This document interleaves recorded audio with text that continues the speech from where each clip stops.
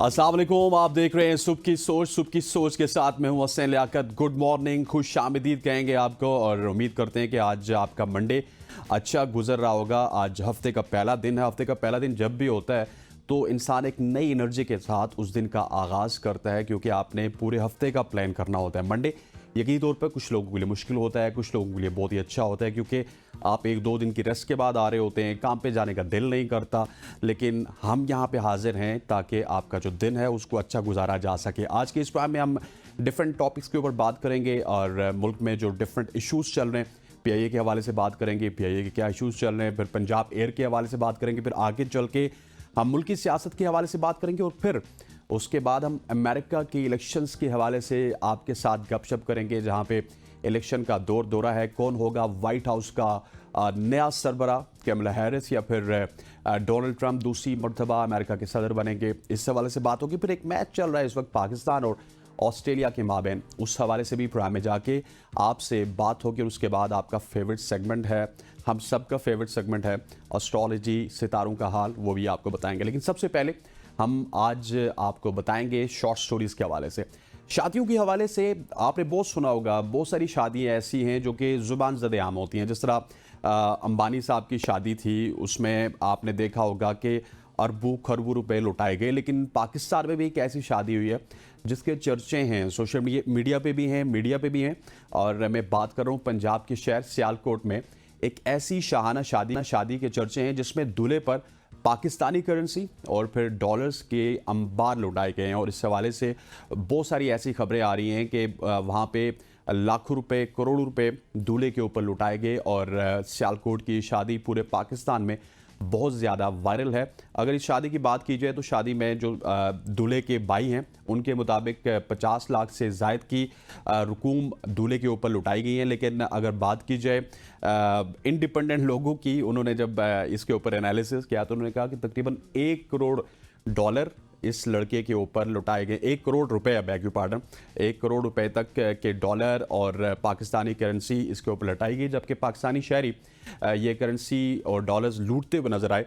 Truck चलता रहा, दूल्हे मियाँ के भाई मुल्की और गैर मुल्की करेंसी उड़ाते रहे और उन्होंने मोबाइल फ़ोन्स भी लुटाए हैं। और दूल्हे के भाई मुबशर का दावा था कि भाई की शादी पर 1 करोड़ से ज़ायद करेंसी और दीगर अशिया लुटाकर भाई की शादी की खुशी मनाई गई है। अच्छी बात है, खुशी मनानी चाहिए। इसी तरह की खुशियाँ आप सबको पाकिस्तानियों को अल्लाह ताला नसीब करे। लेकिन यह है कि इस तरह की शादियाँ आजकल सोशल मीडिया पे इनका मेरा ख्याल है कि ज़ुबान ज़दे आम होती हैं, तो इस वजह से शायद लोग ज़्यादा भी अपने आप को बढ़ा चढ़ा के पेश भी करते हैं। लेकिन हकीकत यही है कि तकरीबन 50 लाख से 1 करोड़ के दरमियान इस शादी पे लुटाया गया।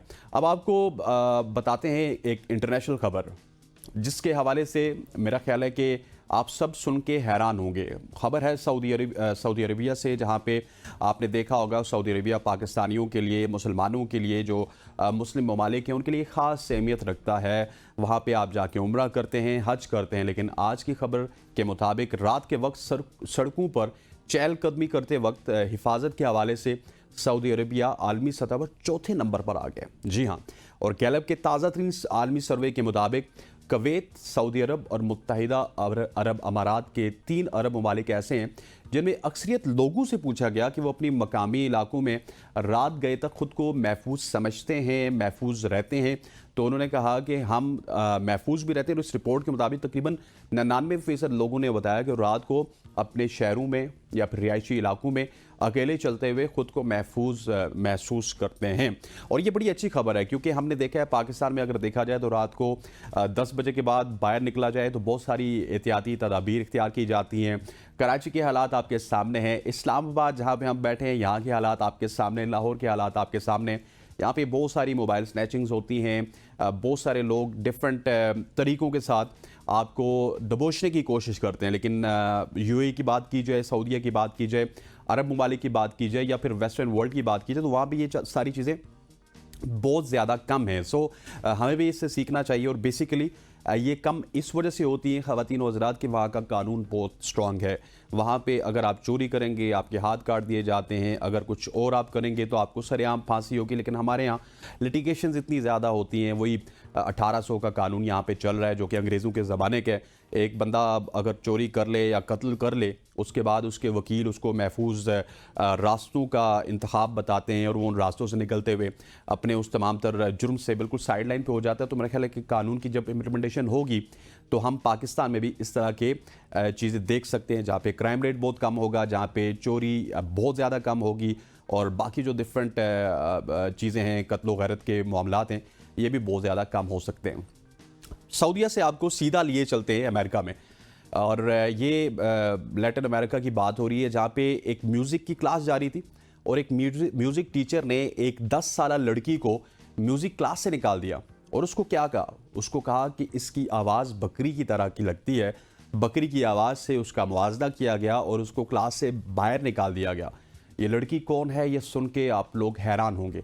ये ना सिर्फ लातीनी मौसीकी की मलका हैं बल्कि पूरी दुनिया में इनको आप शकीरा के नाम से पहचानते हैं। कोलंबियन गुलकारा और सॉन्ग राइटर जो कि 10 साल की उम्र में एक म्यूज़िक क्लास में मौजूद थी। उनको उनके टीचर ने कहा कि आपको मैं क्लास से निकाल रही हूँ, आपकी जो आवाज़ है वो बकरी से मिलती है। लेकिन उसके बाद उन्होंने हिम्मत नहीं आ रही, 10 साल शकीरा ने वहाँ से निकल के उन्होंने अपनी मेहनत जारी रखी और आज उनको आप शकीरा के नाम से जानते हैं। और ये मेरा ख्याल है कि मेरे लिए, आपके लिए, पूरे पाकिस्तान के लिए, पूरी दुनिया के लिए एक इंस्पायरिंग स्टोरी है कि आपको जब किसी जगह से निकाला जाता है तो आपने अपना दिल छोटा नहीं करना, बल्कि आपने मेहनत करनी है। मेहनत करके और ज़्यादा अपने पैशन के ऊपर वर्कआउट करना है और उसके बाद आपकी जो क्रिएटिविटी है वो पूरी दुनिया उसको पहचानना स्टार्ट कर देती है, जानना स्टार्ट कर देती है।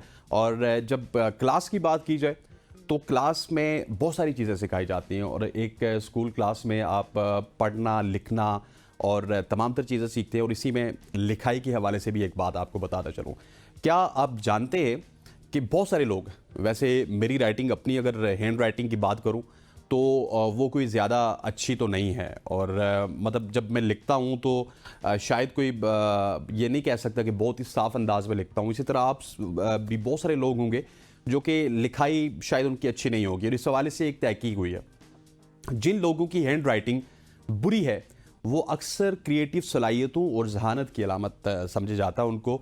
और बहुत सारे तख्लीकी लोग सफाई से लिखते हैं। सफाई से अगर उनकी लिखाई की बात की जाए तो वो लिख नहीं सकते, लेकिन ज़्यादातर अपने ख्यालात को वो अहमियत देते हैं, सफाई से लिखने को बिल्कुल साइड पर रखते हैं और जिसकी वजह से उनकी लिखाई गैर वाज़ेह और इजहार ख्याल से भरपूर हो जाती है। और कुछ तहकीक के मुताबिक बुरी हैंड राइटिंग कभी कभार तख्लीकी सलाहियत और जहानत से जुड़ी होती है और जो तख्लीकी लोगों की खासियत समझा जाता है। ताहम ये भी आपको बताता चलूँ कि ये कोई हतमी उसूल नहीं है। जिन लोगों की राइटिंग अच्छी है वो बिल्कुल इसको दिल पे ना लें, क्योंकि बहुत सारे ज़हीन लोगों की लिखाई उतनी ज़्यादा अच्छी होती है। बहुत सारे जो क्रिएटिव लोग होते हैं, डिफरेंट सलाहियतों के मालिक होते हैं, उनकी हैंड राइटिंग बुरी भी हो सकती है, अच्छी भी हो सकती है। लेकिन ये एक तहकीक है, इस तहकीक के मुताबिक ये बताया गया हमें कि आपकी अगर हैंड राइटिंग बुरी है, आप अगर अच्छा नहीं लिखते तो आप कोई तख्लीकी सलाहियतों के मालिक होंगे, आप क्रिएटिव होंगे। लेकिन ये तहकीक जो होती है, सर्वेस जो होते हैं, इससे पहले मैंने आपको बताया कि ये डिफरेंट क्लास के लोगों के साथ आप जब बैठते हैं उनसे ये डाटा ड्राइव किया जाता है और उसके बाद ये डाटा शाया कर दिया जाता है। लेकिन इसके ऊपर हतमी राय हम बिल्कुल नहीं दे सकते कि हतमी राय क्या है क्या नहीं है। अच्छी राइटिंग भी बहुत अच्छी चीज़ है। अगर आपकी बुरी राइटिंग है और आपकी क्रिएटिव सलाहियतें आपके पास मौजूद हैं तो बहुत सारे लोग जो कि मुझे इस वक्त सुन रहे होंगे वो मेरी बात से एग्री भी करेंगे। और बहुत सारे क्रिएटिव लोग ऐसे भी हैं जिनकी राइटिंग भी बहुत अच्छी होगी, वो भी मुझे सुन रहे होंगे। तो आपके लिए भी कोई मसला नहीं है, इस तरह की चीज़ें होती हैं। आगे बढ़ते हैं, आगे एक और आपको बात बताते हैं। एक और टॉक ऑफ टाउन स्टोरी है। क्या आप जानते हैं कि ऊँट की 3 पलकें होती हैं? मतलब मैंने जब ये स्टोरी सुनी तो मैं हैरान हो गया कि ये कैसे हो सकता है।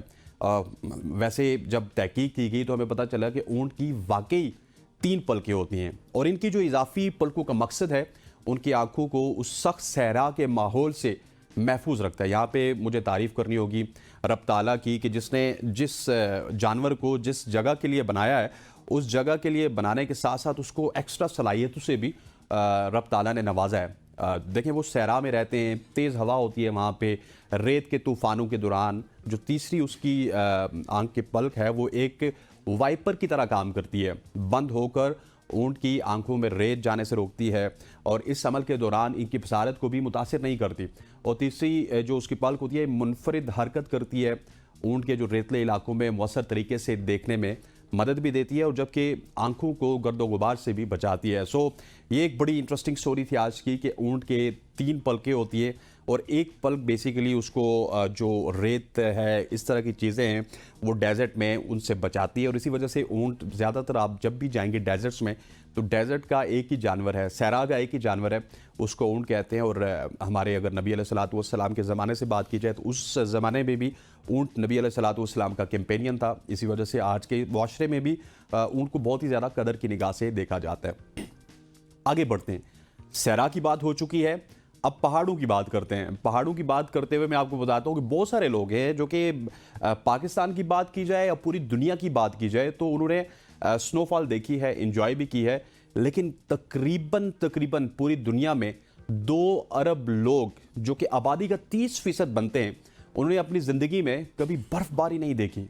जी हाँ, भारत हो गया, ब्राज़ील हो गया, अफ्रीका, जनूब मशरकी एशिया और मशरकी वस्ता जैसे ममालिक की आबादी बहुत ज़्यादा है जिन्होंने कभी बर्फ़ के तोदे नहीं देखे। और हमारे सियारे पर यह हैरानकुन तादाद वो है जिन्होंने अपनी ज़िंदगी में कभी बर्फ़बारी का तजुर्बा नहीं किया। बहुत सारे लोगों के लिए बर्फ़ एक दूर दराज का वाक़या है, जबकि कुछ लोगों का बाकायदगी से इसका सामना करना पड़ता है और कुछ लोग बर्फ़ का सामना नहीं कर पाते। उसकी रीज़न ये है कि अब देखिए इस्लामाबाद है, अगर आपने बर्फ़बारी देखनी है तो आप मरी चले जाएंगे, आप कश्मीर चले जाएंगे, आप गिलगित चले जाएंगे। लेकिन when we talk about Lahore या कराची तो उन लोगों को प्रॉपर प्लान करके आना पड़ता है। लाहौर वाले तो फिर 4 घंटे में पहुंच जाते हैं, लेकिन कराची वाले यहाँ से 16, 17, 18 घंटे दूर हैं, तो उनके लिए मेरा ख्याल है कि डेजर्ट शायद हाँ बर्फबारी से ज़्यादा उनको फैसिनेट करता है क्योंकि उनके करीब होता है। इसी तरह से आप अगर इंडिया की मिसाल ले लें, बहुत बड़ा मुल्क है, वहाँ पे 1-2 स्पॉट्स ऐसे हैं जहाँ पे बर्फ़बारी होती है, बल्कि इससे ज़्यादा भी होंगे।